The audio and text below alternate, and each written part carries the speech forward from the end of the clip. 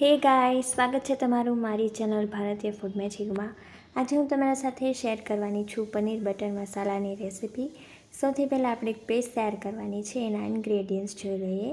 એના માટે મેં ટમેટાં લીધા છે 3 નંગ જેટલા, અને લસણ લીધું છે 8 થી 9 કળી જેટલું, અને 1 ઇંચ આદુનો ટુકડો લીધો છે। એને મેં નાના ક્યુબ્સમાં કટ કરી લીધું છે।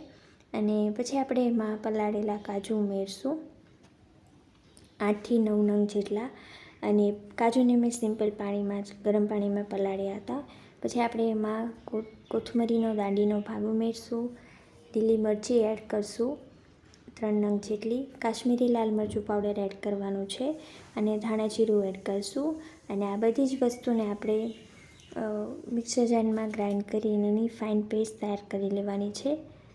તમે જોઈ શકો છો કે મેં કઈ રીતની પેસ્ટ છે તૈયાર કરેલી છે, અને એમાં પાણી ઉમેરવાની કોઈ જરૂર નથી। અને હવે આપણે પનીર છે એને સોતે કરવાનું છે। એના માટે 1 ક્યુબ જેટલું આપણે બટર લેવાનું છે,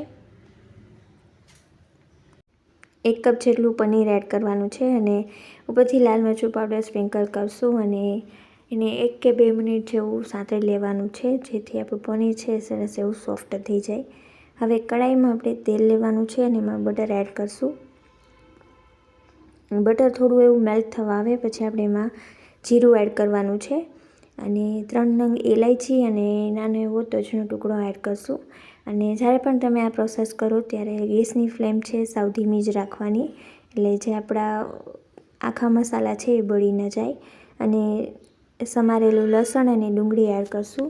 ડુંગળી મીડિયમ સાઇઝની મેં લીધી હતી 1 નંગ જેટલી, અને સાવ ધીમા ગેસે આપણે ડુંગળી છે ને સરસ રીતે સાંતળી લેશું। અને ડુંગળી સતળી જાય પછી આપણે એમાં મસાલા એડ કરવાના છે। મસાલા આ સ્ટેજે એડ કરવાથી ગ્રેવીનો જે કલર છે એકદમ રેસ્ટોરન્ટ સ્ટાઇલ આવે છે। અને મસાલામાં આપણે ધાણા જીરું પાવડર, લાલ મરચું પાવડર અને થોડી એવી હળદર એડ કરશું। અને આ મસાલા એડ કર્યા પછી એને પણ આપણે સરસ રીતે સાંતળી લેવાના છે, એટલે ગ્રેવીનો જે કલર છે એકદમ સરસ આવે। અને આ પ્રોસેસ પણ તમારે સાવ ધીમા ગેસે જ કરવાની। અને આ સરસ એવું સતળી જાય પછી આપણે એમાં જે ટમેટાની જે પેસ્ટ બનાવી હતી એ પેસ્ટ એડ કરી દઈશું। અને પછી આ પેસ્ટ એડ કર્યા પછી આ બધી જ વસ્તુને આપણે એકદમ સરસ રીતે મિક્સ કરી લેવાની છે।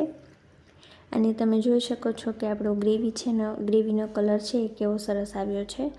અને હજી પણ આપણે એને કૂક કરવાની છે, એટલે આપણે એને ઢાંકણ ઢાંકી અને એને કૂક કરી લઈશું કે એમાંથી તેલ છૂટું ન પડી જાય ત્યાં સુધી, એટલે આપણા ટમેટાં છે એ પણ સરસ રીતે કૂક થઈ જાય।